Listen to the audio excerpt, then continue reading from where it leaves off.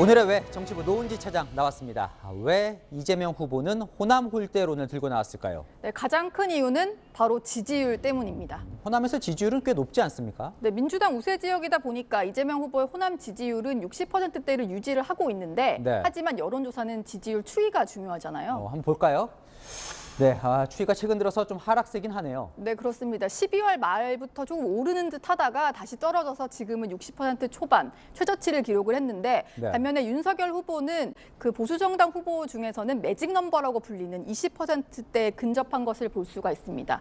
그리고 중요한 수치가 하나 더 있는데 특히 청년층에서 윤 후보와 격차가 좀 좁아지는 걸 볼 수가 있습니다. 네. 가운데 막대를 보시면 되는데 20대에서 30.4와 18.1%, 두 후보의 격차가 12.3%포인트밖에 나지 않거든요. 네. 그렇기 때문에 이렇게 흔들리는 민심을 붙잡으려고 광주에서 지역 정서를 자극했다, 이렇게 볼 수가 있습니다. 그렇다면 왜 윤석열 후보가 호남에서 나름 선전을 하고 있나? 그 이유는 뭐라고 분석이 될까요? 네, 일단 민주당은 윤석열 후보의 호남 공략법이 좀 먹히는 거 아니냐 이렇게 보고 있는데 바로 빼오기 전략입니다.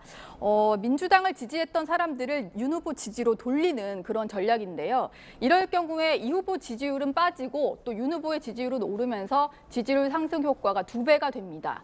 설 연휴 이후에 윤 후보와 이준석 대표가 함께 호남을 찾는데요. 그때 민주당원 출신들의 지지 선언을 이끌어내고 또 가는 곳마다 2030 청년 입당식도 열 계획입니다.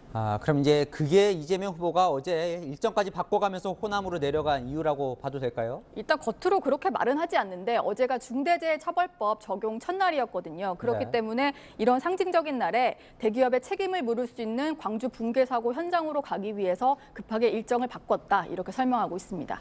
어쨌든 국민의힘은 이 지역 감정을 이재명 후보가 부추겼다 이렇게 비판을 하고 있는데요. 그걸 감수한 호남 홀대론 효과가 있을까요? 일단 호남 홀대로는 선거 때 호남 표심 잡으려고 정치권에서 자주 등장한 말이긴 한데요. 호남 홀대론을 언급해서 큰 효과를 봤던 사례가 2016년 20대 총선으로 볼 수가 있습니다. 당시 국민의당 의원들이 이 호남 홀대론을 내세워서 선거를 치렀었는데요.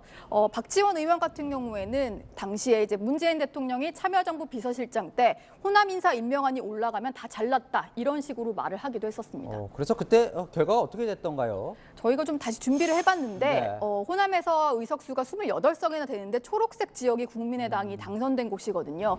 국민의당이 23석이나 확보를 하면서 호남을 휩쓸었다, 이렇게 볼 수가 있습니다. 2012년 대선 때도 호남 홀대론 또 등장을 했는데 그때는 새누리당이 문재인 후보에 대해서 호남 홀대의 살아있는 전설이다, 이렇게 말을 하면서 역이용하기도 했었습니다. 이번에도 등장한 호남 홀대론이 효과가 있을지는 지켜봐야겠습니다. 네, 잘 들었습니다. 정치부 노은지 차장이었습니다.